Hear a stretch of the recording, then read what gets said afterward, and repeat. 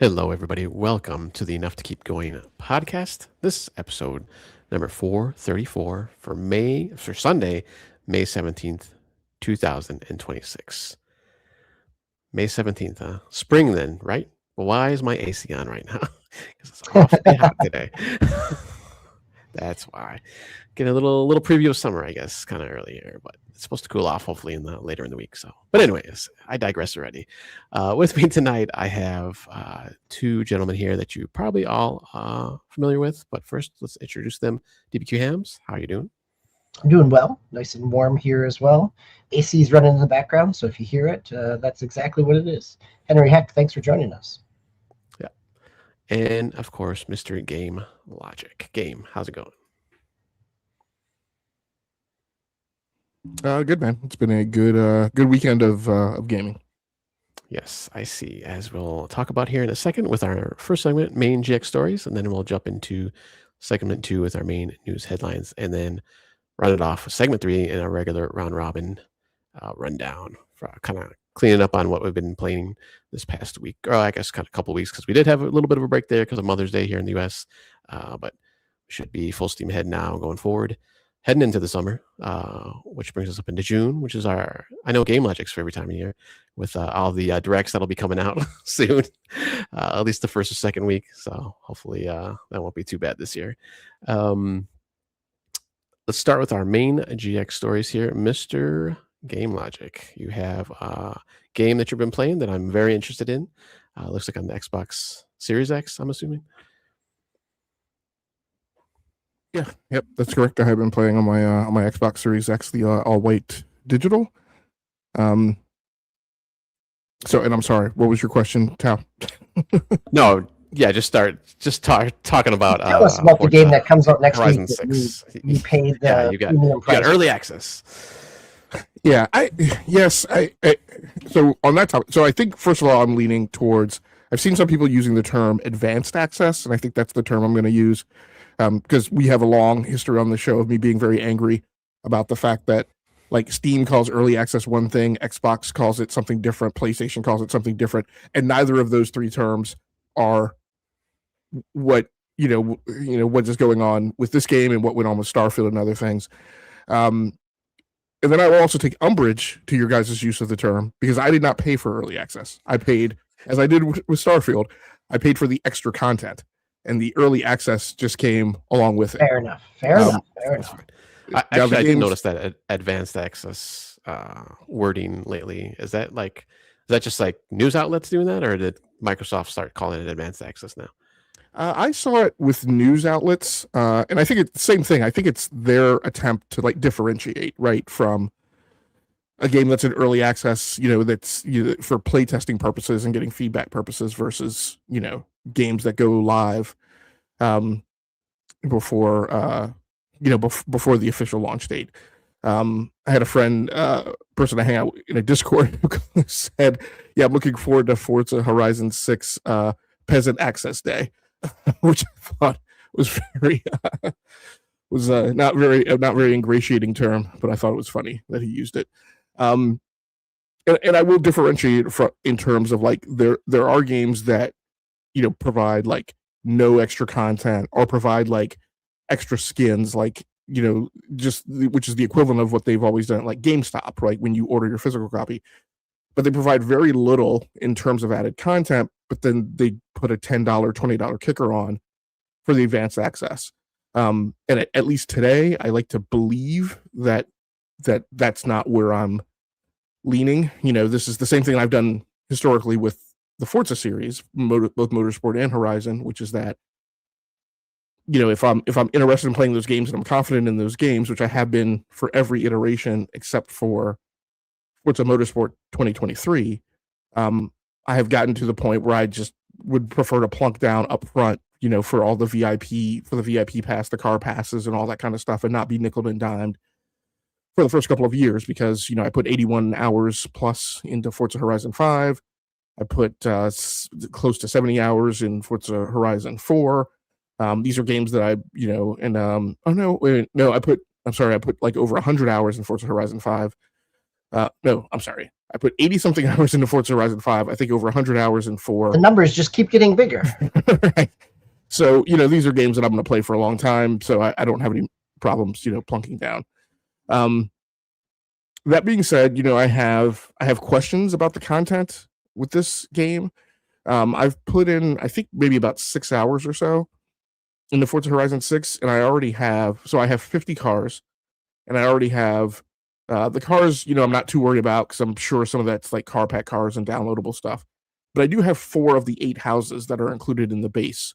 Now, I don't know if they're going to add more houses as you open up regions, because it is a fairly large map in terms of other regions that open. Because I just unlocked like the first additional region, and so like the whole like northeastern corner of the map is now opening up, and so it's a significant, sizable chunk of space for other events in there. But historically, they have not added more houses, so maybe they are. And so that I'm a little concerned about, because house hunting is kind of one of the big objectives that I have playing the game. And, when we go back to Forza Horizon, I think 4 was when we were in the UK, getting that final house, which was like the Edinburgh Castle, I think, which was like $2.5 million or $3 million or something ridiculous. That was a fairly daunting objective that I didn't achieve until very, very, very late in the game. So that I'm a little concerned about. In terms of just how much content there is in the game. And that kind of typifies like where I am with this game. And to be quite honest, I haven't done enough soul searching to know if this is partially me being contrarian, because there's so much gushing about this game in the public space that, there's clamoring for it to be game of the year. I'll talk about that topic here in a minute. There's the incredibly high Metacritic score, and then the sudden inflection to consider Metacritic score some type of definitive assertion of like what the best game is, which is ridiculous. Hades 2 was technically the highest scoring Metacritic new release game of last year, and it was not game of the year. Certainly it was nominated, and it was in the conversation, but like it just doesn't work that way. It's either it's a little kind of subconscious pushback on my part for all the gushing, just like I kind of do with like movies and TV shows, where I don't buy it when everybody's gushing about a TV show, like I did for years with Game of Thrones, for instance. But I think another part of it is that I've been playing this game for 20. I've been playing the Forza Horizon series for 20 years ish. I play a lot of racing games, and there's a lot of anointing of this game without one pointing out any of its flaws, but also in my opinion there's a very, so I think you guys have heard this from me before, like, and I get lots of contention about this. In my opinion, Training Day is not Denzel Washington's best film, but that is the year that he won the Oscar. My contention is that he won that Oscar for Training Day because of all the times that he should have won the Oscar before. And so I refer to it as a sympathy Oscar. There was this big outcry and outrage about the number of times that he had been snubbed. And so finally that year, which Training Day is a good movie, he was given that Oscar. But I was like, you can't tell me that performance is better than Remember the Titans or Malcolm X or like any of the, like, there's several films he did before that I think there were better performances than Training Day. Training Day was a great performance, and actors always get like this big, this big applause when they flip and do a heel turn and like play a villain, But that's what I feel like is going on now, right? There's a lot of pushback from, the game being snubbed for Forza Horizon 5. And I think partially that was because the game came out very late, right up against the edge of the cutoff date for the Game Awards. And so, a lot of critics didn't play it. I always iterate to people, there are 4 other major award shows in the Big 5, and that game arrived in plenty of time to be played for those other award shows. It was also not nominated for Game of the Year in those other 4 award shows. We just don't do that for racing games. And like, as a longtime person who's played a lot of genres who are not in the zeitgeist, you just have to get over it. Right? You just have to deal with the fact that, like, in general, racing games and sports games, flight sims, space sims, like games that I love and types of, they don't get nominated for Game of the Year, because Game of the Year, tends to, first of all, be about what's appealing to mainstream, but also applies value seen in narrative, right, in storytelling, and you don't really get that in Forza Horizon. In particular, I'm not super ingratiated with the voice acting and the storyline in here. Yes, maybe it's the equivalent of like platforming in Expedition 33. Like you don't really gig it because it really is supposed to be there. But it's really fun. It's less appealing to me than like the story and the voice acting in Forza Horizon 5 in Mexico. And some of the voice actors are, a little annoying, but and so that's another thing. Over the top excitement of just being at the Horizon Festival. There's a very, in particular, Jordan, who's the British voice actor, or at least is voicing with a British accent, comes just off as very like too nerdy to like he's just like not believable.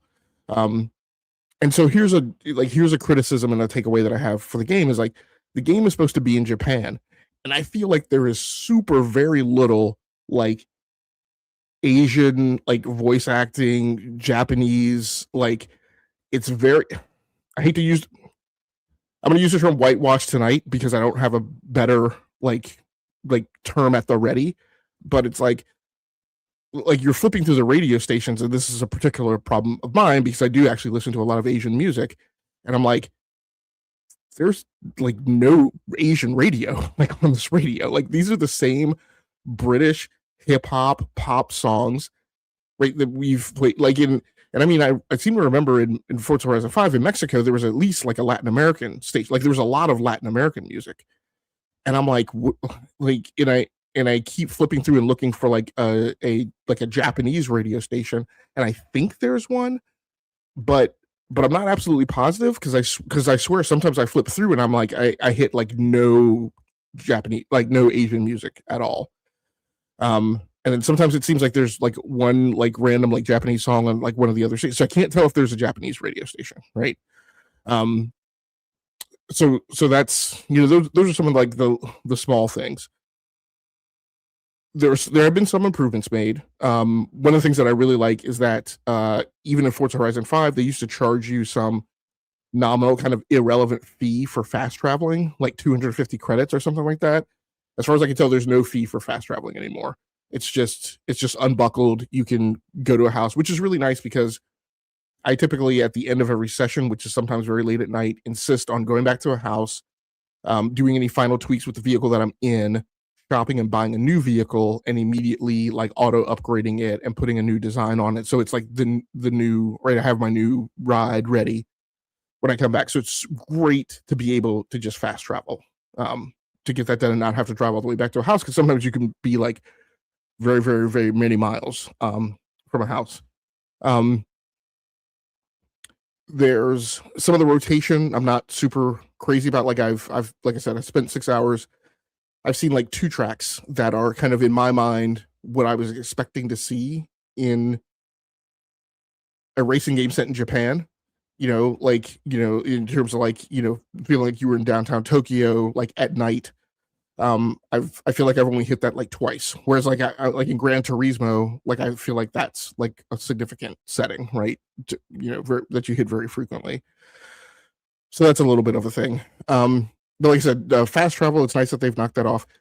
One of my big pet peeves with Forza Horizon 5, if you guys remember, was I hated, I set a waypoint, I'm going back to a house, I'm going to do upgrades, right, in some other administrivia, and a half mile before the house, there's some goofy speed shuttle, like tripwire or drifting thing, and so it sets off this event, which I'm not interested in participating in. It doesn't give me the, hey, as I drive past the house, it doesn't give me the, hey, here's your waypoint, right? Because it's locked into this goofy mini game. So it doesn't seem to do, like, I haven't just come across those where they just trigger. I have come across one, like a speed shoot event that just triggered, but it wasn't like, they're not like in proximity to the houses like they were last time, which is, I used to just really find aggravating. It's curious, I saw a tweet from Khalif from Spawn on Me today, and he was saying, skill songs are like one of the most immersive, like emergent things in a game, and more people should bank on that. And I didn't say anything to him, but I was like, I don't pay any attention to skill songs. Like, I hear that skill song come on the radio, and typically they're songs that I don't like, so I immediately change the radio station, which causes Forza Horizon to then nag you that, oh, hey, if you don't flip that to the song, you don't get your extra points. I'm like, I don't care. And so that's one of the things in general with this game that I'm still trying to feel out. Like, I've always hated in the Forza Horizon series how the game nags you to do things that you're not interested in doing. Like, oh, do this. Oh, do that. Like, I'm here to race. Like, I'm not interested in drifting. I'm not interested in speed traps. I'm not interested in stunts. So it's always kind of a bit of a struggle to get the game to stop nagging you about that stuff. The game defaults in that vein. The game defaults to, when you complete an event, bringing up this "what should you do next" screen, which for the first hour in the game, I was angry, because I was like, you've in fact, you have trained me, right? Playground Studios, Xbox, you have trained me to go into the map. You've done this to me for years.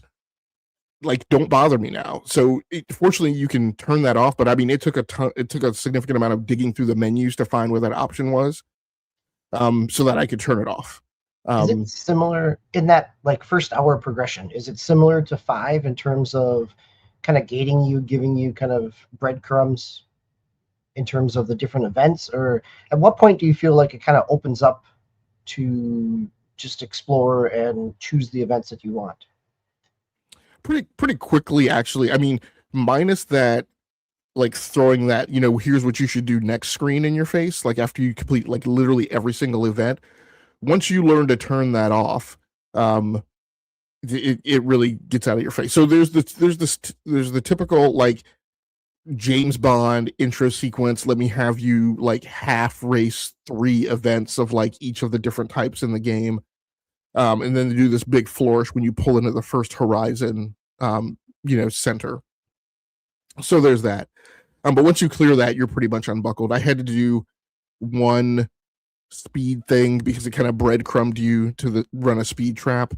But really, it's not. Once you get past that first hour, it's not horrible. There's a couple things, like I said, it's a lot of back and forth. So it's a 2-step, it's a foxtrot, it's a lot of back and forth. One thing that's really cool, and again, I can tell that the people who are commenting on this stuff, who are giving lots of praise, like, haven't played a lot of racing games. They do the thing that Need for Speed Most Wanted, the second Most Wanted, the one that Criterion did. They do the same thing, which is that there are just random cars kind of scattered around town that if you roll up on them, they're for sale and you could buy them. And some of them are modified rides that are not just stock rides. So that is neat. But it also isn't like it hasn't been done before. But that is cool. One of the things I really, really, really dislike is this year they took drag events away, in terms of, now when you go to a drag event, it doesn't do the presentation like you're racing with a bunch of other people. It's just a time trap now.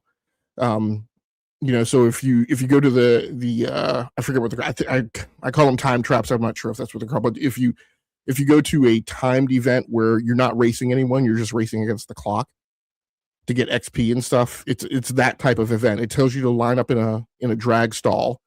There's no other cars on the field. And then it gives you, like, a light countdown. And once the light goes green, then you can take off. But there's no, so it removes that excitement of, like, when you're racing down, like, the airfield runway, and you're looking to your left and your right, and you see people are, next to you, like, gaining on you or slightly dropping back or whatever. So that's a bit of a letdown. And so now that's an event type that I don't bother doing anymore. And that was one of the things that I did do. So, but yeah, there's pluses and minuses. I mean, graphically it looks fine. It's getting a lot of. I'm sorry. The engine and the control. I mean, in terms of handling, how does it feel compared to 5? Also, does it feel like it's pulling some things from Motorsport from 3 years ago? So that's probably, like, my largest place where I am right now. And again, this may change, right, as I spend time with this game. We've for time immemorial, right, asked ourselves this question, which is we see the games media do a review, and it's always kind of relatively inconsistent between the game, like the sequels that get reviewed and they get downmarked and called more of the same. Then there are other games that it's a sequel and it's more of the same, and that game gets a lot of praise, right, for perfecting the formula. And we've always asked that question, like, how many times out of the gate, right, do you get to be more of the same, right, before you kind of get punished for it? And the magical answer to that is 4, right? Because this is this exact same Forza Motorsport that you've been playing since 3. And it's it's an Assassin's Creed. It's, go to a new geolocation and a new biodome, and do literally all of the exact same activities that you've done before. Showcases are new, obviously, and that happens, every time, but like it's the exact same thing, right? Since Forza Horizon 3, we did 3 in Australia, we did 4 in the UK, we did 5 in Mexico, and now we're in Japan, and we're doing the exact same thing. Buy houses, go race, go do stunts, go see, sightseeing events, whatever. Do the story with these missions, and so there isn't much new from that perspective. I want to say there might be one new event type. I'm not sure. The thing that's been added this time is this pimp out your garage, right?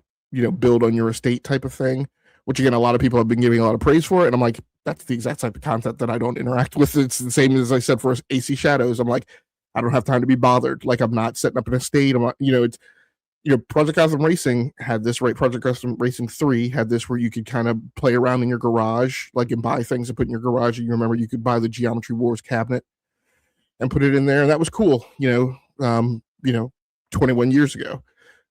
It's like, I'm not interested now. But go back to your question specifically, DBQ, this is another thing where I'm like down on the game. The physics and the engine, and this is kind of like the telltale of what has happened with Turn 10. As far as I can tell, there's no improvements from that. It's in some ways it feels like a glove. I go into a turn and it feels the exact same that it always has.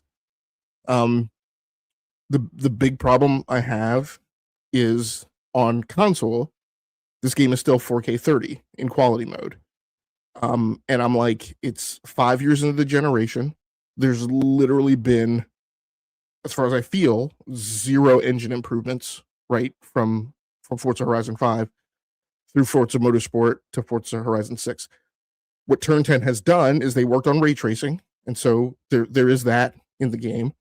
But the game still runs at 4K 30, and there's been no, as far as I can tell, there's been no like real major updates in the physics engine in the game. So again, it feels very much, the way this game feels to me right now, and again, this is why I'm not as bubbly about it, is it feels very much to me, again, because I play a lot of Sims, it feels very much to me like I've bought a new airframe pack and or airport for Digital Combat Simulator or American Truck Simulator, or maybe even like something in the spin tire series. It just feels like a pack. And I dug a little into, because it occurred to me as I was because I knew, I was going to have to talk through this tonight. It kind of struck me, and I was like, I wonder why. Like, I always hear all this talk of like Gran Turismo, like esports, and we have a Gran Turismo movie, and we have a person who's like gone on to become an actual professional race car driver. Because again, one of the things I'm facing with this game is, not really great wheel and pedal support, to the point now where I don't even bother, because it takes so laboriously long to get wheel and pedals tied in for this thing. And if you just play Forza, Motorsport and Horizon, or you just play on Xbox, that's not as daunting a task. But when you play a lot of different racing games across a lot of different systems. Like I can't spend that much time trying to get it dialed in just for one game. And and some of the things I read, Gran Turismo has a much bigger esports following. It has a much more significant footprint. It has much greater wheel and pedal support. So, just the work that's been done, and I think it's it speaks to how much has happened at Turn 10 with them being decremented with their total staff size and what they can do. What's clear to me is what they were able to do in the 3 years since Forza Motorsport now is work on ray tracing. So that's, as is typically the case when you come to enough to keep going. That's a big summary of the things that I don't like about the game, right? That's not to say it's not a fun game. That's not to say I'm not having a great time. I've put 6 hours into the game. That is the voice track of somebody who's been playing this franchise for 21 years, plays a lot of racing games and simulations, plays a lot of simulations in general, has, gone all the way from, the, Grand Prix in 2001 on PC to today, and seen, everything from Need for Speed to the highest fidelity racing games, right? And this is where the game kind of sits with me. I think, again, this is a great opportune time for Forza Horizon on the market, because you have Need for Speed, right, not doing anything right now. It's off the landscape. And so this is part of the reason that I think Forza Horizon 6 lands so well, is because it's filling a void that no one else is fulfilling. And again, with the graphical improvements, like if you take the 4K 30 thing away, the game looks great. Like it's performing graphically well. And so it's filling a lot of needs that people have. How impactful is 4K 30? For the most normal mortals, probably not a big deal. For somebody who plays on an RTX 5000 card and plays at 145, 165 frames per second, it's noticeable, particularly when you're playing like an R class or S1, S2 class car, and I'm not sure if you guys saw my clip in the Discord, and you're up on the Japanese freeway, breaking 208 miles per hour. You can definitely tell that the game's running at 4K 30. So are those things as impactful during a race? The way they're going to be impactful is things don't feel as smooth in the turn, right? Because you're not getting the repeat of the frames. And so it doesn't feel like, say, Dirt Rally 2.0, right, on PC running at an incredibly high frame rate. So, even from that clip, though, it did feel like it conveyed a sense of speed. And so even at 30 frames per second, that short little period, it definitely felt like there was speed there, and the window of reaction time must have been very small, just given the speed. But I think everything you're saying is spot on in terms of how I'm feeling about it. Like, as someone who has purchased the last couple and have enjoyed them, but also have bounced off them to some degree because of just the Assassin's Creed map aspect of a little bit of everything. That it's a quality. It's not a knock against its quality, but it's just more of, if you've enjoyed what you've played before, you're going to enjoy this. It just isn't necessarily going to bring in people that have bounced off it at another point in time. And I say this as somebody who has actually in the past month has gone back to motorsport multiple times, and just still enjoying the depth and the tightness of the races there, compared to, this goes back to Swiss's thing from the beginning, right? The open world versus closed track aspect of things. But I think you're absolutely right in terms of the market, that there's nobody else out there right now with something new. There's things that are still going, like Gran Turismo, or even Ubisoft's The Crew, whatever, Motorfest or whatever it is, right? Like the Horizon knockoff. And that's why I compare it, right? And this like, and like the feelings that I have about the game, and the kind of the ravine where I am with it, like it's a very hyper specific place. And one of those places is, like you said, like for me personally, like there's not a ton of a reason more like there's if I come in, because I have it for Xbox, if I come in, I don't know that there's a huge compelling reason for me to boot up Forza Horizon 6 or the Crew Motorfest for me personally, outside of the fact that Forza Horizon 6 is newer, right? It's a new release game. The differentiation between those two, to me, that gap feels like it's been closed. So like I said, kind of jokingly, like for normal mortals, right, this will be fine. For people who are not like deeply woven into like racing games and the genre, and maybe haven't played as many iterations and things like that, like this will be fine. For people who aren't used to, who don't have like the wheel and pedals up on the H-frame and, PCs that are built and tweaked specifically to like, maximize the experience in racing games, they'll be fine. For people who are looking for like Need for Speed, they will be fine. My feelings about the game are hyper specific to the genre, the history of the studio, kind of where things are right on Xbox from a portfolio perspective, in terms of like kind of where they were before and where they are now. But in general, I think the general public and the general market will be fine, and I think this game will perform well, when it winds up on PlayStation 5. I mean, my personal feeling about a lot of the other conversations about the game, like anyone campaigning for this game to be Game of the Year, my personal feeling about them, that's a person who hasn't played a lot of racing games, hasn't played this franchise for the 2 decades, and is clamoring for a thing absent of context of what else happens in the space and what else happens specific to the racing game genre. Because I like, in terms of innovation, like I feel like this, like the franchise kind of peaked at Forza Horizon 5, and this is such a small inching beyond that I wouldn't heap the praise on top of Forza Horizon 6 that I heaped on top of Forza Horizon 5. Before I have my questions, hey, Real Nate and Hero Down Under just joined us too in the comments. So I had a few questions. I guess one you kind of answered, and I kind of figured was the customization of the houses. I know you probably wouldn't do anything much with that, if at all.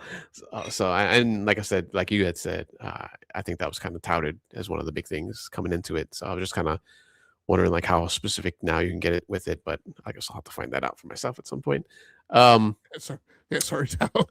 Like, no, that's all right. Like I said, I figured you probably wouldn't jump too much into it, if at all. I did the minimum that they forced you to do, which is when you buy the estate, they force you to kind of clear out the road, and so there's this kind of silly mini game where there's about a dozen objects that you have to like click on and clear. Just real quickly on that note, one of the other things that I'm not super crazy about on PC, I hear load times are really great. In particular, there's some technical implementation with like AMD cards specifically, where things load really on console. There are points of load that go long enough that they are noticeable. When you're loading rewards against this thing that they call the journal, which is like your colored wristbands it's a 2-panel UI. It's your colored wristbands for the Forza Festival, and it's some type of like milestone thing that's specific to the Japan geolocation. Those screens seem to take a very long time to load, to the point where you're checking your console to make sure something's not going on. And there's a couple other points in the estate in particular. You have to do this silly thing where you exit the house, you go into your car, you go into your map, you pick a waypoint on the map, like you do at every other place. You start leaving the estate and you start, because you get the little colored line, right, taking you to your waypoint. You start driving out, and about halfway down the road, the game flips into like an in real time cutscene of you driving along the road, because it clearly hasn't loaded the map when you left the house. And so it's loaded. It's kind of like the equivalent of what was the big controversy last year, that the shimmying between bookcases or whatever is actually when devs are actually loading assets for the area, for the next area. It's that type of thing, and it's noticeable because like you're driving and you're like it gets to a point where you're looking at your watch. But I'm sorry, Tal, go ahead with the rest of your questions.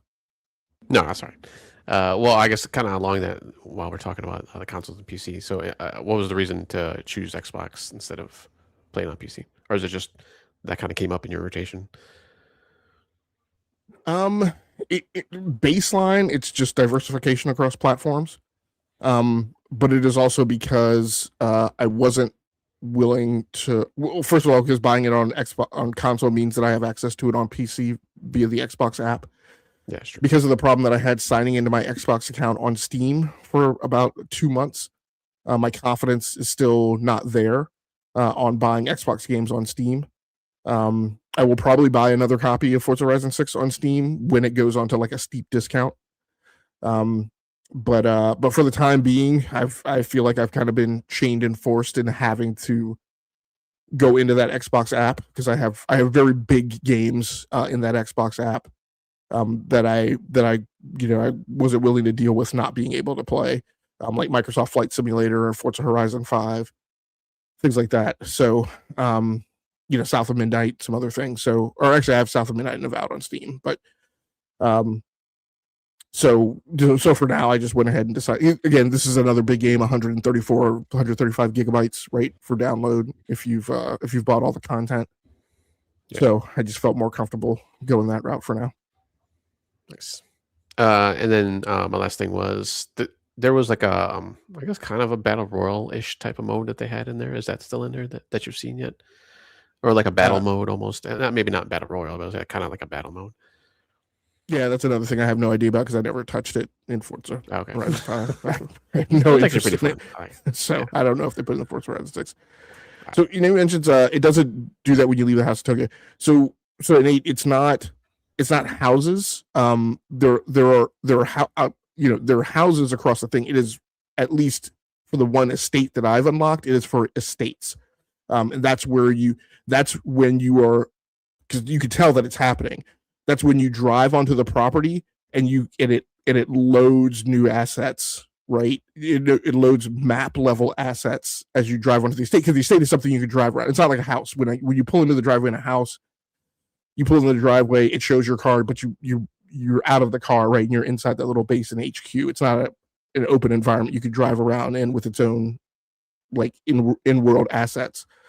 So I don't know if you've unlocked an estate in Tokyo and a Kia, I think they're called, like these abandoned estates. But like I said, the estate, the one estate that I've unlocked, it does that. But it doesn't do it on any of your houses. You pull into May's house, you pull into the other houses that you start to unlock. I've unlocked 4 of the 8, so 3 of them it doesn't do that.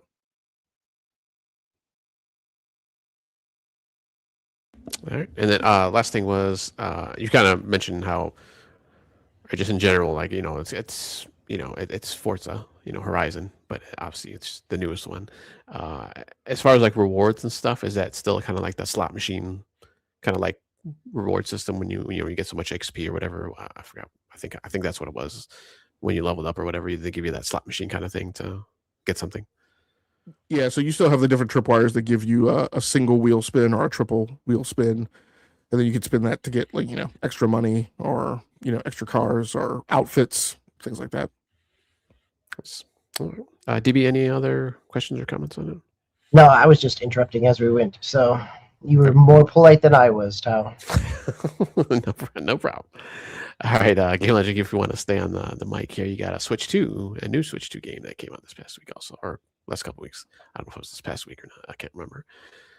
Yeah, it did just come out on Switch 2 this week. I think it came out on Tuesday. And I'll be real quick about this because I didn't plan to talk about Forza Horizon as long. But obviously, Indiana Jones and the Great Circle landed on Switch 2. This is the third release, I'll say, because the PC and the Xbox releases came out concurrently.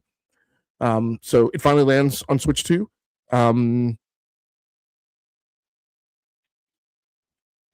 That's a real resounding statement there. Woo! It's a game. I enjoy it as an interactive experience. It is not, to me, a great video game experience. Like, and look, I'm dyed in the wool Indiana Jones lore to the point where, two films impacted me most greatly in my childhood. Indiana Jones in the Last Crusade, I would say, and Top Gun, and both of those influenced what I wanted to do with my professional life. And before I chose to go the Top Gun route, I was going to be an archaeologist, until I found that archaeologists don't make any money. But it did lead me far enough down the trail that I was a history major in undergrad and still have a love for history. So it's awesome, right? Being immersed in kind of that historical aspect, right? And playing like that archaeology breadcrumb, national treasure, kind of thing, that I still love, like in films and stuff. And again, as a almost interactive literary film oriented type of experience, is great. I'm not a super huge fan of the stealth, the excessive stealth that's in the game. I don't think I've fired my weapon once in the first couple of hours, which again, and they said that was a particular design choice, right? Because that's not what Indy does, and he doesn't run around shooting guns, most of the time. He's sneaking up on people and bashing them over the head, and that's great. But for a person who's very highly wired into the first person shooter aspect, third person shooter aspect in video games, so I'm going through it for to experience the story, and it's cool having it on Switch 2, so I can take it with me on the go. Is this the first time that you've experienced it? Yeah, I did not play it on PC, Xbox, or PlayStation 5, again because of the things that I'm saying. It never tipped my interest level enough for me to go check it out. I purely specifically went and checked it out now because it's on Switch 2, and because it's a thing where if I don't have to occupy myself with it, right, when I have my desktop systems available, right, I can take it with me on the go, and it's less of an opportunity cost. How's performance when you're playing it on the Switch 2? It looks fine. It's 4K 30, right? I assume, or maybe it might be 4K 60. I'm playing it on a 32-inch OLED display, so it looks great. It's not as sharp, as it would be on the other consoles, and I suspect that they've backed off of a little bit of like the ray tracing stuff. But yeah, it looks fine. Gameplay is like no lagginess or anything like that, and stuttering when you're playing. I mean, not that, like you said, it's not, and I've played it too, like it's not super actiony, but just moving around and stuff. Yeah, I can't remember seeing any hiccups or breaks. Again, just to flip back to Forza Horizon 6, I have seen hiccups, right, and stuff where like I'm racing around in the game like it's frozen for like, again, enough of a microsecond that I've noticed it and like had enough time to start thinking, and then it picked back up again. But yeah, I haven't seen any of that on Indiana Jones and the Great Circle that I've noticed. Nice. All right. DB, any other comments or questions for Indiana? If not, if you want to jump into your new game. Sure. I've played Mixtape from Annapurna. It came out 2 weeks ago at this point. It's about 3 to 5 hours of a game. And again, it is just as much of an experience as it is a game in some senses. Like it falls in that Life is Strange, Lost Records. There's dialogue interactions, but it also isn't like there's not a whole lot of choice in some of those dialogue pieces. That it's very much it's telling a story and it's giving you places to interact with. Kind of the general overall wrapper is the main character, who also narrates to the camera, wants to be a music not producer, but basically a music selector, somebody who is curating playlists and making taste in terms of music. And so she is kind of breaking the fourth wall, talking to the camera, and each chapter is organized around songs. And so these are licensed songs from the 80s. As somebody who grew up in the 80s, these are, they hit emotional chords, both in terms of nostalgia, but also in terms of they fit really well with what's going on within the game. You know, if you've even dabbled in it or watched, anything in terms of the beginning of it, it starts off with a Debo song as they're moving down the hill, and you've got some interaction there, and then it's basically all around this final, as many coming of age stories are, right? It's the final night when this friend group is all together and they're making their way to a party at their, after their senior year of high school before they head off to whatever comes next in their lives. And so it captures that kind of, adolescence to college age transition pretty well, actually. I think it doesn't feel really heavy-handed. It doesn't go in and give you a whole lot of narrative exposition. You're just kind of here and living with these people and experiencing their day and getting some of the dynamics. Both the voice acting is really solid. Also, I think the animation works really well. It's not, realistic character models. It's kind of cell shaded, South of Midnight a little bit in terms of a little bit of animating on the off frames. So there's a little bit of movement there, but in their facial expressions and body language, you definitely get the emotional connections that the game is going through and for. Yeah, I have really enjoyed it. It's not super interactive, right? Like there are places where it has you do things for the sake of the story, or do things that they would do in terms of as they're hanging out and moving through spaces, whether that's moving around town, hanging out down by the water, in a friend's bedroom. There it gives you the chance to interact with some things, so you can do more, but it never feels. One of the things that, and this is the comparison here, right? One of the things that kind of pulled me out of the narrative engagement from Lost Records, Bloom and Rage, was the whole kind of adventure, pixel hunting, find the right thing to go do the next thing, or you need to make sure you find all 6 videotapes before you go, right? Like there's some of that, but not nearly. It doesn't drag the story down as much as I felt it did in Lost Records. And so, yeah, Hero Done Under Lost Records really, to me, it had the potential to be more impactful, but really was underwhelming. So I agree with you there. And Mixtape feels the complete opposite. Like it's not trying to be a 10-hour game and pad it with these adventure game mechanics. It is very much an Annapurna experience of what you would think. Like it is narrative based, and that is its main thing that it's trying to accomplish. And I think it does it really well. And the price point at $20 feels spot on in terms of the right amount of time and engagement. It was very, very enjoyable.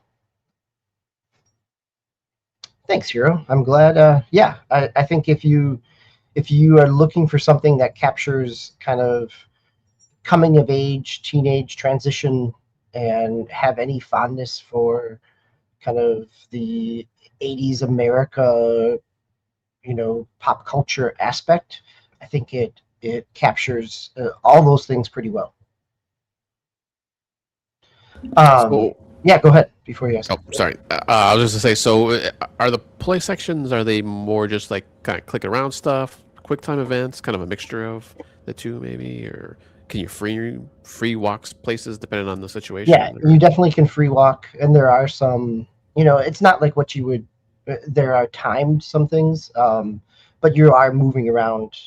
Well, free walk within the space that you're given, right? It's not an open world that you can like you're in a house, you need to wander into the bedroom and hang out with your friends for a little bit. Yeah.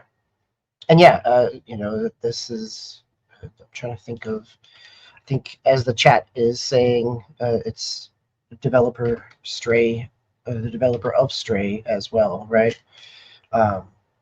Is it the developer? I thought No, the it's not. comment was just a publisher. I think it's just a publisher. Yeah, it is Beethoven Dinosaur. It is what I want to think it is. I'm looking it up here right now.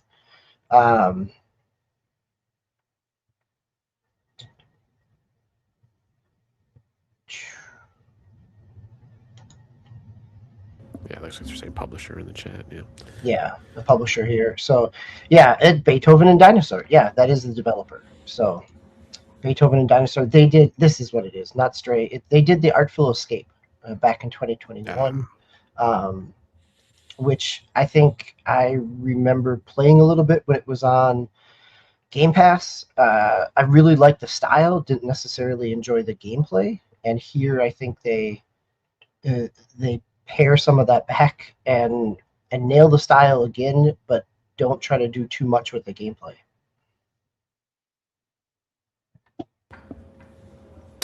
Did you play the Artful Escape? Yeah, that's what I was just saying. That yeah, I played a little bit of it.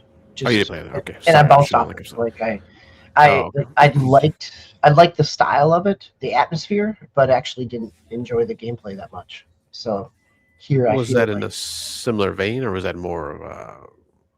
No, that was in terms of gameplay. Yeah, in terms of it was more modern, very much so, but also kind of sci-fi-y. A little bit of a music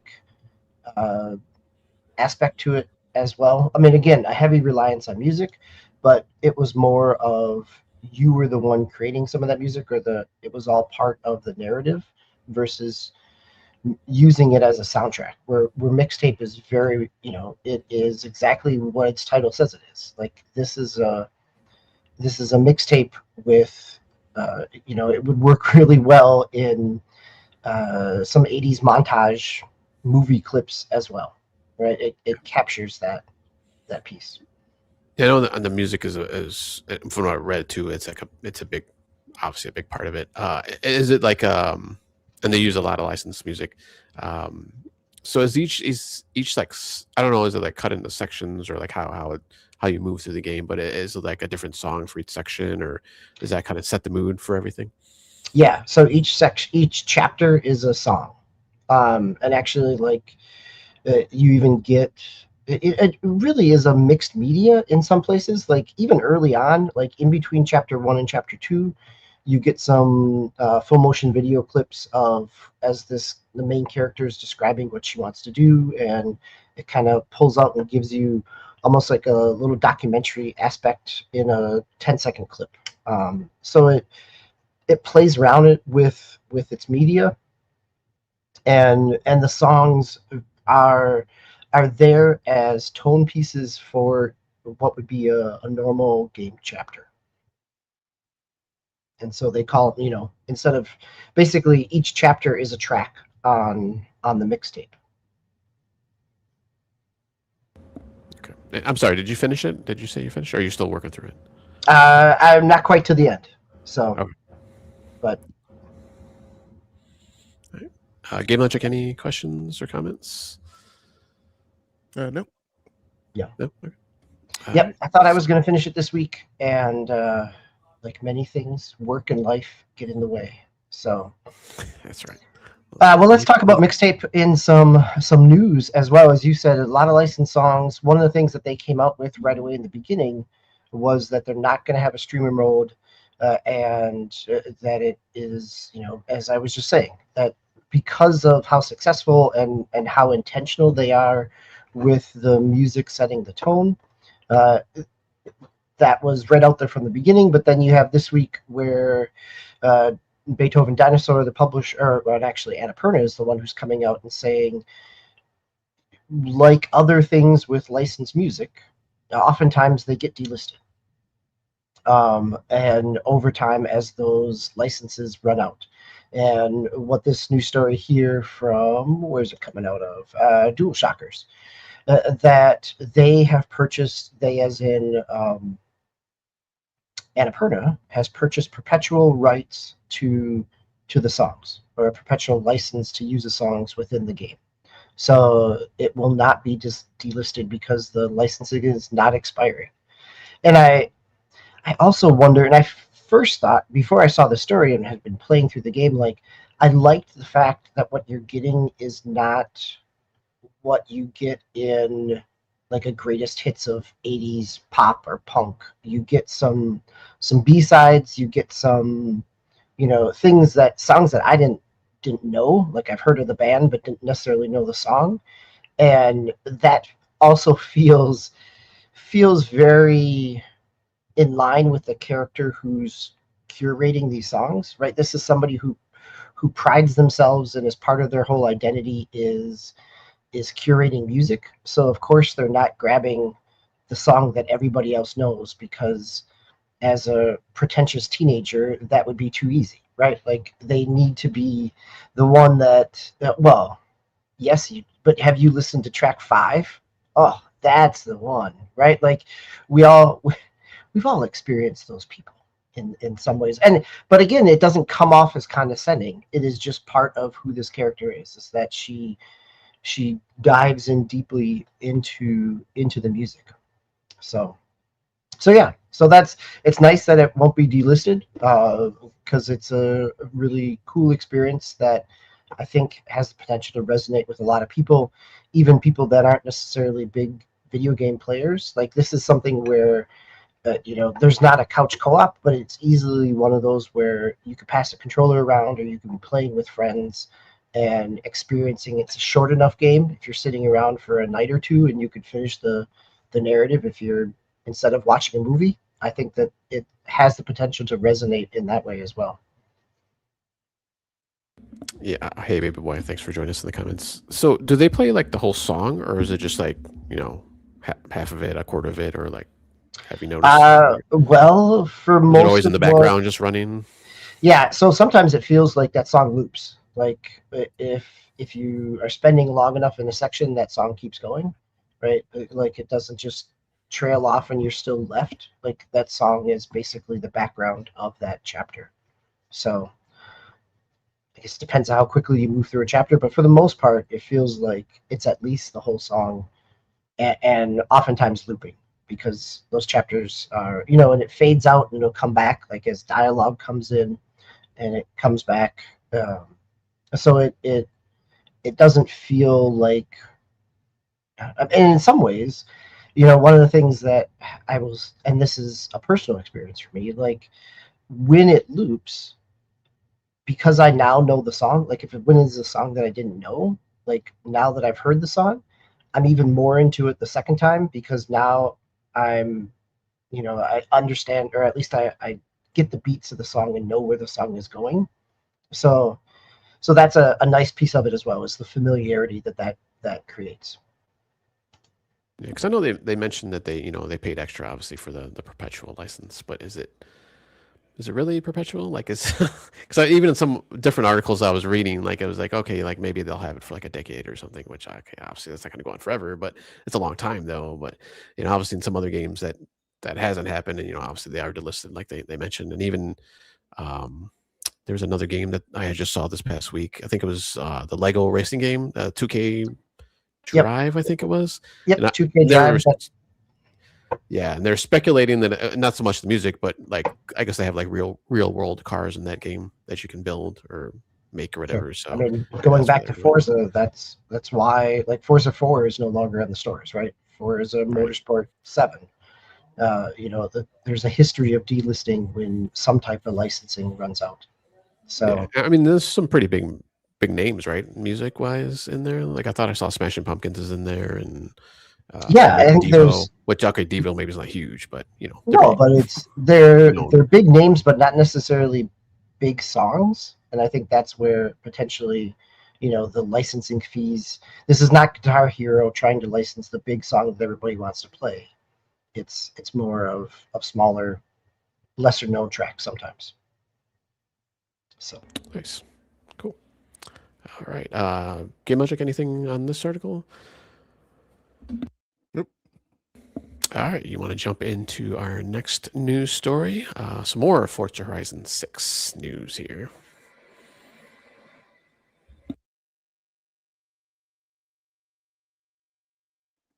Yep. So this news story over at the Gamer, Forza Horizon 6 beat Horizon 5's concurrent player peak the second it hit advanced access.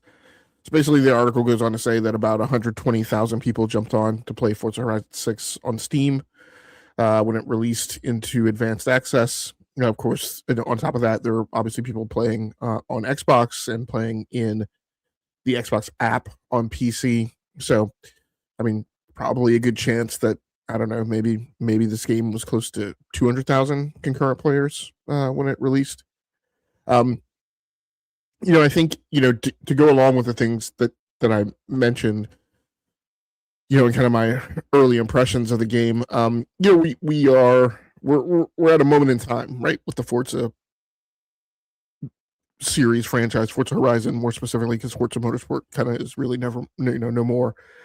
And I talked about filling the void of, where Need for Speed used to be, and so we kind of have this cultural phenomenon now where, Forza Horizon 5, Forza Horizon 5 benefited from being the Forza Horizon that released into Game Pass on a new console. And I think it kind of caught a lot of attention because people didn't know it as much, and so maybe more people tried it than had previously. And of course, Game Pass also had PC Game Pass at the time, so a lot more people participating in it than were kind of accustomed to it. Now you have Forza Horizon showing up on Steam, which again, Forza Horizon 4 was on Steam, but again, it didn't quite hit the zeitgeist with the amount of people who were exposed to the game and knew about the game. So now you have the years since, and kind of everybody knew this game was coming and they knew it was a big deal. So you're kind of hitting this apogee, I think, of concurrent players who were looking to get in on it. And again, going back, filling a void in the market that has been left, by EA. So it's good to see, it do the round and do the numbers. It'll be interesting to see, as things go on, like with the DLC and all of these other things, whether or not it keeps its feet. The comparator here now today is, Gran Turismo 7 on PlayStation, which has received, DLC, big, huge performance improvements. And as an ongoing thing, it is put in the same bucket as games as a service on PlayStation, which is, where Forza Horizon has kind of grown to on Xbox as well. And so it'll be interesting to kind of see how that continues, right? And how, where these content drops go, how much it fleshes the game out, what is the type of content that we're going to get. What did we get last time? Hot Wheels and Lego, I think, in Forza Horizon 5. So it'll be interesting to see, what the DLC is. It'll also be interesting to see, if other people have that. I won't call it quite a criticism, but just note how seemingly, to me, absent of like Japanese culture and things that there are in the game for a game that is supposed to be taking place in Japan. Well, but wait, you can race a Gundam. That is right. Like, I mean, that does feel very tokeny.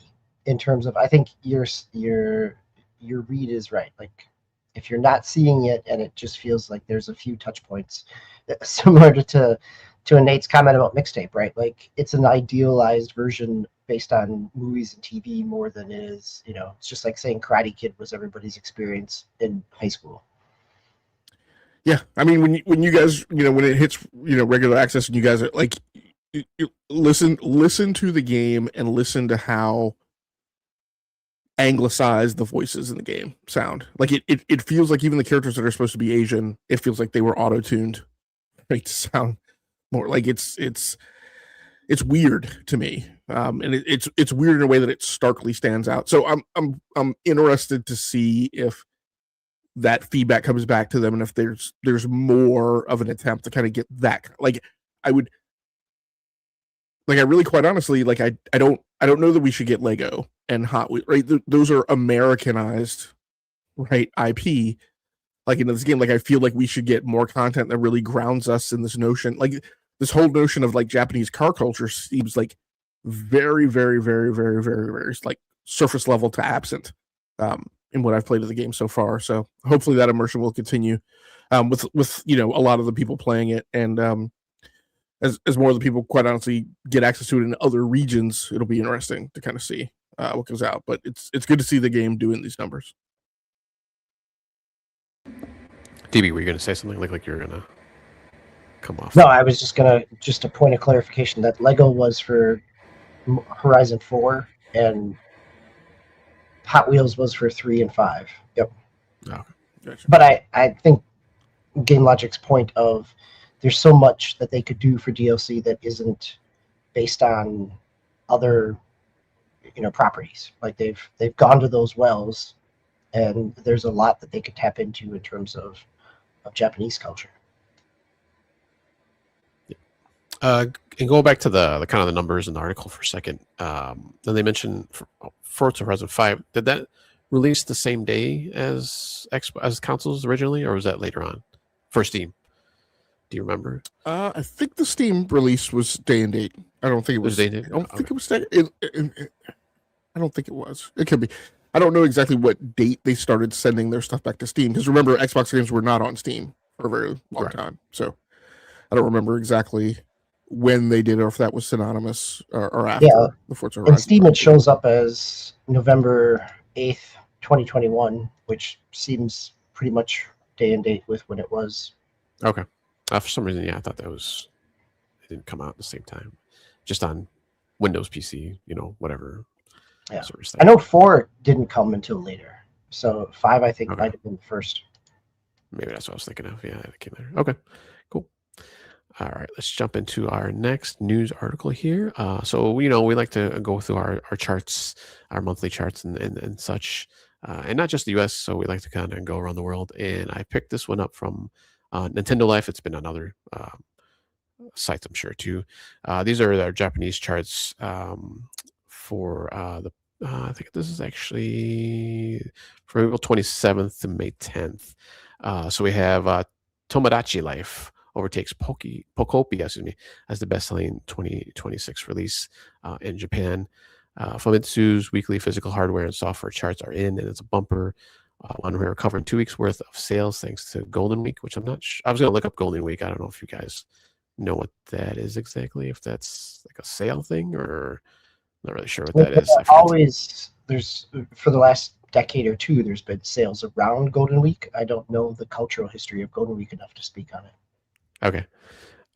Start with the games. As you can probably tell from the headline, number one hasn't changed at all. Tomodachi Life is the clear victor, selling almost 300,000 units between April 27th and May 10th of 2026. This means the real-life sim has sold over 1 million physical copies in Japan alone, a huge chunk of the game's 3.8 million units worldwide, and has leapfrogged over Pokopia to become the best-selling 2026 physical release in Japan. So that's just doing physical. It's just, I think, pretty amazing. And then speaking of Pokopia, the adorable spinoff is sitting comfortably out second. Selling an impressive 51,662,000 units. And then we'll kind of just jump into the top 10 here charts. So we got Tomodachi Life number 1, Pokopia number 2, Mario Kart World number 3. And this is not just Switch 2. Actually, this is for all systems. Momotaro Denatsu 2 set number 4. That's a Switch title. Pragmata for PS5 number 5. Minecraft number 6 for Switch. It's kind of interesting. Super Mario Galaxy plus Super Mario Galaxy 2 for Switch number 7. Animal Crossing number 8.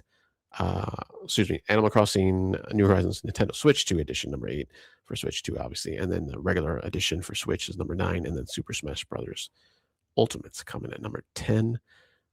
For hardware charts, we got Switch 2 at number 1, 214,000, or a little bit over 214,000 units. Switch OLED is number 2. PlayStation 5 Digital Editions number 3. Switch Lite number 4. Regular old Switch number 5. PlayStation 5 Pro 6, number 6, PlayStation 5 number 7. Xbox Series Digital is number 8. Xbox Series S is number 9. These last couple or two are sold under 100 units. And then Xbox Series X is number 10. So I just thought that was kind of interesting. I'm not sure what those what the Momotaro. I was going to look that up too to see what that was, if that was like an RPG or what kind of game that is. Going back to the games for a second, but just kind of an interesting list there. A lot of coziness in that list, that top 10. But anything you guys want to comment on this article? Nope. I think only like the continued sales of Switch. Again, not hundreds of thousands, but tens of thousands. And I just have to chuckle at the fact that they report Xbox. When you sell 64 units, it charts in the top 10. Yeah. Yeah. Still struggling a little bit there. Yeah. I just thought it was interesting that Tomodachi Life was even beating Pocopia, so over there. But I guess it is the kind of the brand new shiny too. So we'll see as the months go how that list pans out. All right, let's jump into our next news article, Mr. Game Logic. You get some PS5 news here. Yeah, so this news article over on Push Square. PS5 new weekly player tracker has revealed some brutal truths for fans. I think that's a bit of a sensationalist headline, as is typically the case on Push Square. But I mean, the short version of the story is PlayStation has now introduced a thing similar to Steam charts, where it's showing the number of players that are on a game. It talks here about some things that were missing. I think, for me, we could certainly kind of take a look at this as it rolls out. But, the mentions here of, things that were missing on the list were Roblox and NBA 2K. And this speaks to, remember when we had our epiphany January of 2025, where we kind of agreed to stop paying attention to that monthly PlayStation blog post about most downloaded games, because we started seeing some discrepancies and questions, and there was a lack of attributing like the methodology that was used for that. And that also tracks true of like the engagement numbers that, then, started becoming more of a thing to come out from Circana. At the end of the day, I mean, my own resolution has been, I think engagement numbers don't necessarily mean anything in terms of market impact. We've seen data that says that, it's not like the most people on a game necessarily generate the most revenue. So I don't know, how useful it is. I think at launch, it's always interesting to kind of look at concurrent numbers just to gauge like interest in a game. But we'll take a look at these, for the first few months that they roll out to determine if they're hold any relevance, I think, to the PlayStation numbers. I think, there's this focus on,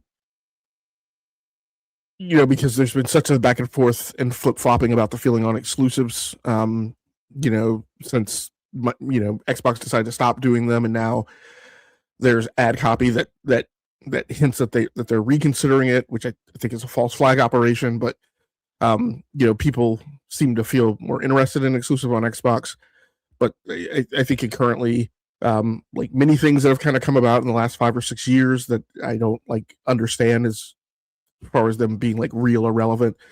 In similar vein to the way, people feel like you're supposed to get, 1% of GPU performance increase for any $1 in price increase. And I'm like for 30 years, that hasn't been the case. Why is it suddenly like this concept now?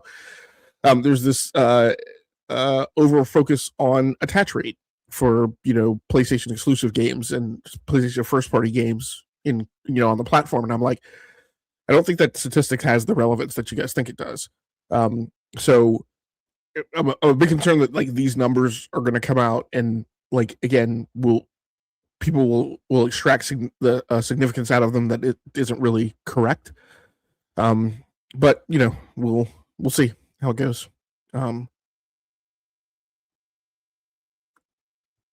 mean, everything that we've heard to this point, we would have assumed that more people were on Battlefield 6 than Call of Duty. Battlefield 6 earned more revenue, right, in the United States last year in 2025 than Call of Duty did off of sales. So, again, here we're in this weird crevice where it's hard to tell what the relevancy of these numbers is, but we'll see how it goes. Any comments or feelings on that, guys? I think it'll be interesting to see, as you said, basically as this comes out over the next couple of months, what this ends up looking like. So, and being able to track that and see if there's enough there to talk about. It's interesting that they've added it because much has been made about Steam DB numbers and things like that. So, well, it looks like we lost Tao here for a little bit. He said it was hot. So he had a mic problem or an audio problem. Okay. So yep, he's dropping. Well, let's go on to the next news story here, which unfortunately is yours, Game Logic, around some more Steam Frame thoughts, or at least rumors.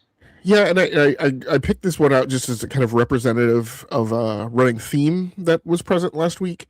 So I won't go into this, in excruciating technical detail. The big deal is that several indicators and warnings happened last week with regards to Proton being updated and SteamOS being updated. That Unreal Engine being updated, people's web pages being updated. That included references to Valve hardware, including the Steam Machine and the Steam Frame. And so one might believe that these things are imminent in terms of coming out, or at least being made available for pre-order. That would start to kind of make sense, considering that we're on the eve of going into Summer Game Fest, next month, in the beginning of the month, and the deluge of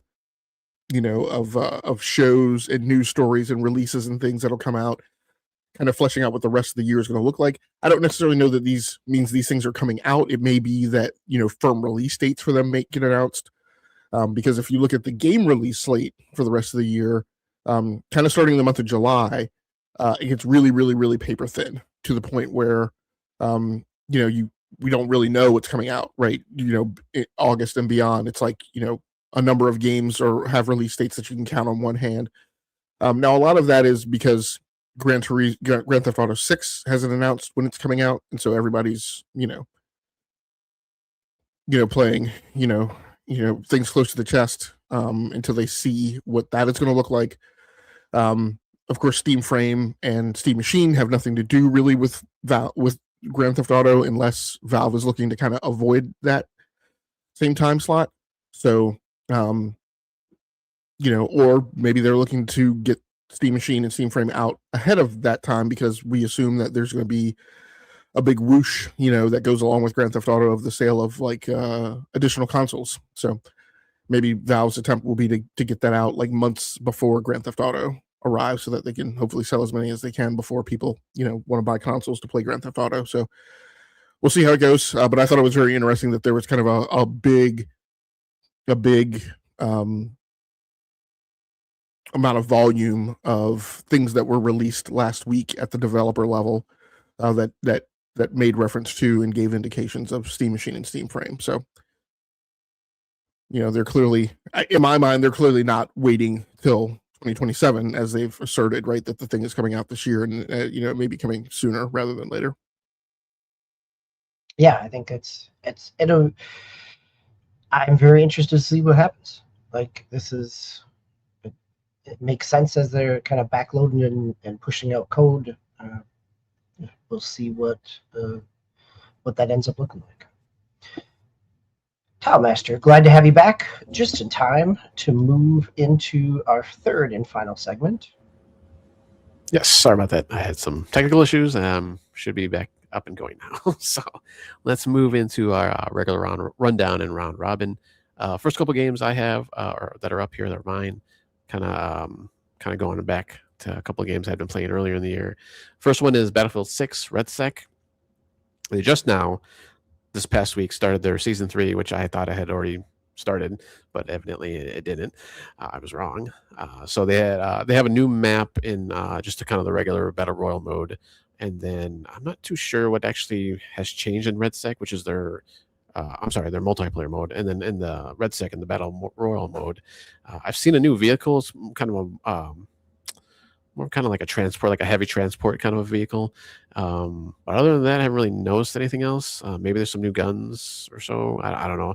Map's still the same. I haven't really noticed any changes on the map itself, but it's kind of just nice to get back into it. I hadn't played it for a couple months, at least a couple months. So I actually got this past week a couple wins, which is kind of amazing because I hadn't won like probably within the 2-3 weeks before I stopped playing. So it's kind of nice to get those wins back in there. One of them, of course, I shouldn't say of course, but one of them I was actually, I think the whole team was wiped except for one guy kind of pulled it out at the end. So that was kind of nice to kind of watch him take care of business there. But the other one I did, we did, I think all 4 of us, actually there might have only been 3 of us now that I think about it. I think one guy left before the end of the game. So he was lucked out there because he could have got some XP or some, whatnot for winning. But I'm enjoying it. And I'm not really sure why I stopped, to be honest. I think it's just other games kind of came up and that kind of I had to drop something. So it was, Battlefield 6, but jumping into that. And then I jumped back into Marvel Rivals, which I think I actually mentioned last time around. I had been playing a little bit, but I had kind of jumped headlong these past 2 weeks. And then they brought out their new season, which second half of the season, we're going to get Cyclops, finally, another X-Men. One of my, not my favorite, probably second favorite. Colossus is my favorite X-Men, but Cyclops has always been up there too. So he'll come out in the second half of the season. But we got Devil Dinosaur came out the first half of the season. He's a tank, which kind of makes sense. There's no Moon Girl with him. There's kind of a story thing that happened where she kind of got kidnapped or taken away by some villains. So it's just the dinosaur that you're stomping around with, and he's actually I was able to play him finally. It took a day, I think, or day and a half before I was actually able to pick him because people were picking him like pretty quickly. But he's really good. He's really strong. See some nerfs coming in his future. He's got kind of this like Ray, which I don't know. I've never read any of those comics, and I think probably around right when I stopped reading comics, those 2 kind of came out, Moon Girl and Devil Dinosaur. So I never really read anything about them. So I don't know if his power set's true to his comic origins, but kind of has this kind of beam that he shoots out that kind of causes a kind of a bleed effect, and then he has a shield, which once again I think that one is probably Marvel Rivals special thing, because I don't know if he has like a shield that he can do actually in the comics, but sometimes they do that. They take liberties with characters, and like Rogue is a tank in the game, and she has like a shield that she got powers from whatever like multi-universal dimension story that's happening in the game. So they kind of take liberties, but I'm having a lot of fun with him. I'm really liking him so far. So definitely going to kind of keep trying to pick him when the opportunity arises. But so far loving both of these games again. So just going to keep playing them. Game Logic, you've been playing Outer Worlds 2. How's the gameplay on there? Yeah, I won't not a ton to mention on that. I picked it back up also on Xbox. I mean, no, I didn't pick it up. I had it on Xbox, but I reinstalled it and decided to pick up my my other campaign in that and continue playing through. So it's pretty neat. Down on Fairfield, getting into some more of the missions and kind of interacting with some of the factions. So it was a good time, getting more skills in the skill tree, which give me some additional options. I want to mention another game that I didn't put on the list since I don't want to go into too much detail on Outer Worlds 2. I'm not going to go into a lot of detail on this one either, but my experience in it was great, so I want to make sure that it bears mention because it's a new release this year. Monster Hunter Stories 3: Twisted Reflections. I'd purchased that when it came out, and then got distracted and played some other stuff, so I never had a chance to get into it. Got into it this week, and oh my gosh, just a unexpectedly great experience. Looks wonderful. It's an RE Engine game, which I just hadn't put 2 and 2 together that Capcom uses RE Engine for lots of things, even things that are not like it's realistic graphic stuff like Resident Evil and Pragmata. So this is a cell shaded kind of I was going to say, I don't know, graphic style-wise, it feels akin to kind of worlds that you see in Breath of the Wild, and Tears of the Kingdom. Yeah, it's very Obviously, animated in its look, right? Yeah. yes, yeah, fantasy. But just a great, wonderful storytelling setting to set the thing up, and then just kind of like really in my wheelhouse with like, you know, it's like this. It's funny because again, big history nut. So I was reading, I don't know, in the last month or so about the Three Musketeers, and they're mapping to like the reality. So these guys are like the Rangers, right? They're this special, sect of the kingdom. They're not really like a warrior faction. They're dedicated to. I don't know. It's just the premise is great. The graphics are great. The gameplay systems are great. There's things that the RPG Monster Hunter does that are better than the action RPG thing that the regular Monster Hunter series is. It's really awesome that they're using the same IP and presenting them in these two different formats, which will be appealing to two different archetypes of gamer. My disappointment is that I don't think there's enough noise made about the Monster Hunter Stories RPG series, and there really should be. Because like this the gameplay is wonderfully, and it's a turn-based JRPG. So for people who look for that type of stuff and in their fare, they should really check this out. It's really an awesome game so far. Nice. Yeah, I was kind of interested in that one just because I heard it's like, monster collecting more than just tearing them up and using their skin as armor. I don't know if you do that too, maybe, but more Pokemon-like than monster, other mainline Monster Hunter games. So it's a strange juxtaposition because the monsters are both your allies, but then they're also right. Then other monsters are your enemies. So there's still a little, to a certain extent, too much of the, you're like a big game hunter, and like I feel bad about like you're taking the ivory tusks of elephants kind of thing. But that is in this game too. Yeah. All right. Hey, Thrifty, thanks for joining us in the comments there. DB, your last one up here with the Steam Deck game, it looks like. Yeah, it's on Steam Deck. It came out at the end of April, Steam Deck and consoles. This is Elementallis, basically elemental with a Alice at the end, I guess is how you'd say it. But Elementallis, it's a Zelda-like. It's a top-down, 2D Zelda-like. But I'm sucked into it. I'm really enjoying it. So came out at the end of April, and I didn't pick it up right off the bat. I grabbed it before its kind of introductory sale. It's $20 at full price. I've seen it anywhere from $15 to $18 on sale. It started development back in 2019. It went on Kickstarter in 2021, and then it just came out this year. It's a solo developer out of Brazil. The developer goes by Ankae, Ankae Games, and this is his first project. And it feels really robust. It feels polished in a way in terms of everything working as it's intended, right? It's a 16-bit looking, somewhere right in between 8-bit and 16-bit in terms of its graphical style, and in terms of the kind of it's not as graphically pretty as Link to the Past, but definitely, it's in more of that kind of modern 8-bit retro palette. So it's got more colors and things like that than you would have got back in the day. But the combat here, it's a lot of puzzles. It has some Golden Sun feel to it in terms of the number of puzzles as you're manipulating things. So the conceit is that you are, instead of capturing pieces of a Triforce or of other individual weapons in a Zelda game, you are collecting elements.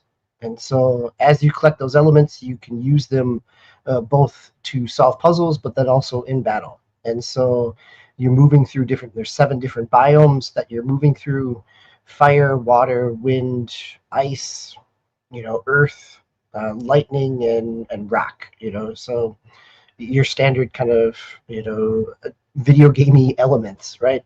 But then each of them come with different powers that are effective against different enemies, and both effective in the landscape and as you navigate the world as well. So it's a great little Steam Deck game. You can play for a little bit. It saves frequently, has a nice autosave, so it's a great little portable game that I can pick up and play and kind of chip away at. Nice. All right, let's finish off the episode with significant releases for this coming week, and we got a lot in here. First up is Corsair's Battle of the Caribbean for PC on May 18th. Is this just ship battling, I'm assuming? Game Logic, did you put this one in? I think people familiar with the show will know that one of my favorite games of all time is Sid Meier's Pirates. And so this game looks very similar to Sid Meier's Pirates, except it scales up. And it has a lot of game logic stuff in it. It's in the age of sail. It's in the age of pirates. It's in the Caribbean. And so you are managing a fleet of sailing ships engaged in piracy, trying to, right? So it's kind of like Sid Meier's Pirates, but it's scaled up to the strategic level, where you're managing a whole fleet, which you do a little bit of that in Sid Meier's Pirates, but you're at the like single number of ships, like 1, 2, or 3 ships, as big as your squadron can get in Sid Meier's Pirates. This I think gets up to 12 ships, so it's a little more theater battle stuff, and you're establishing bases and establishing routes and setting different like collections of ships out on patrol. So I was completely unaware of this game. I was reading through, pulling together the list of new releases for next week, and I was like, Corsair, what is that? And I went and took a look at it, and I was like, oh, this should I want to put this on the list. Nice. All right, a couple games here on May 19th. We got the peasant version of Forza Horizon 7 coming out finally for everybody out there. PC, Xbox Series. And then also we have Darksiders War Mastered Edition for PS5, Xbox, and then Xbox Series. This is the original Darksiders then, I'm assuming? Yeah, and that's the War Mastered has been out on Xbox, PlayStation 4, PC. It's just, I think it's the PlayStation 5 edition of it. Which, okay. Yeah. Nice. All right. And then on May 20th, we have Thick as Thieves for PS5, PC, and Xbox Series. We have Luna Abyss coming out on May 21st for PS5, Xbox Series, and PC. Then a few more games here on May 21st is a busy day there. Zero Parades for Dead Spies for PC. I'm not familiar with that one. I don't know. Game Logic, did you put that one? Yeah, that is a game coming out from the studio that did Disco Elysium. Coming out from a bucket of the same creators. I lost track of the whole legal, who's who in the zoo. But if you go and look at the game has the same graphical type of palette. So apparently these guys are using the same engine and graphical assets and things. So this is one that I think takes place in space. But you are like a near retirement intelligence operative who's going around basically doing like your last caper. I may not have that completely correct, but you are an intelligence agent as far as it taking place in space. From the creators of Disco Elysium comes Zero Parades, an espionage RPG. You're a brilliant but tormented operant on one final desperate assignment. Gather your broken network, untangle a web of lies, and prove yourself on the world stage, or blow it all up again. So, and like I said, it's in the same kind of graphical style as Disco Elysium. Okay. Nice. Then also on May 21st, we have Yoshi and the Mysterious Book for Switch 2. And then last one for May 21st is Warhammer 40,000 Mechanicus 2 for PlayStation 5, Xbox Series XS, and PC. Is that one? Because I know they do like a bunch of different genres for the Warhammer series. Is that like a strategy game or? Yeah, that's the big strategy game that I don't know if you remember, but I think Swiss and I played a little bit of this. I think Swiss got very deeply into it, but it was kind of a surprise Warhammer 40,000 hit from a few years ago that they're making a sequel for, and it is strategy. So I can't remember if it's turn based. I think it's turn based. All right. Then a last couple games here for May 22nd. Speaking of Lego, we got Lego Batman Legacy of the Dark Knight for PC, PS5, Xbox Series. And then Tales of Arise Beyond the Dawn edition for Switch 2 is coming out on May 22nd. I'm assuming that has been out for other systems, PC? Yeah, this is the Tales of Arise. It's probably 5 years old at this point. The Beyond the Dawn edition is just the Switch 2 release with the DLC that kind of extends the story after the campaign. So the DLC came out about 2 years ago for other platforms. All right. Nice. I had a question. Now it flew While away. you think of the question, I'll throw as Thrifty pointed out, the new Coffee Talk Tokyo game. There's been 2 other Coffee Talk games in terms of narrative storytelling game that comes out on the 21st. Another game that's not on here that is on my list is Bubsy 4D, which comes out on the 22nd by Fabraz, the developer of Demon Turf. So a kind of fast-paced 3D action platformer. Nice. Not the question I was going to ask, but I'll ask this question, which I usually ask every week. Anything caught anybody's eyes besides what DB just mentioned? Game Logic, anything you're going to pick up this week? It's tough. I want to call Forza Horizon 6 Advanced Access my purchase for next week. Just done early, but Thick as Thieves has it has a multiplayer dependency on it, and I'm unsure what that's going to look like and how it's going to work. This is the game from War Inspector. War Inspector, yeah. I get the mix. War Inspector has a game coming out, and then Peter Molyneux's game hit early access at the end of last month. Yep, The Lost Albion. Yeah, so you have 2 luminaries, right, of the early 2000s that have games coming out, and I get them mixed up. But yeah, this is Peter Molyneux's game. Not Peter Molyneux. This is War Inspector's game. It has a multiplayer dependency on it, right? So I'm very interested in it, but I need to see how the multiplayer aspect of it plays out, and whether or not it's just going to be a lot of seal clubbing, toxic, type of game, because there's an extraction piece to it as well. So I'm just kind of waiting to see how this formulates in terms of the online dynamic. And I have surprisingly played the Yoshi games when they've come out, so I'm kind of curious to see what the Mysterious Book winds up looking like. That might be a thing that I pick up. All right. Yeah, I was looking at Thick of Thieves. It says you can play alone, but I don't know. At least according to the Steam page. Yeah, I don't know how that works.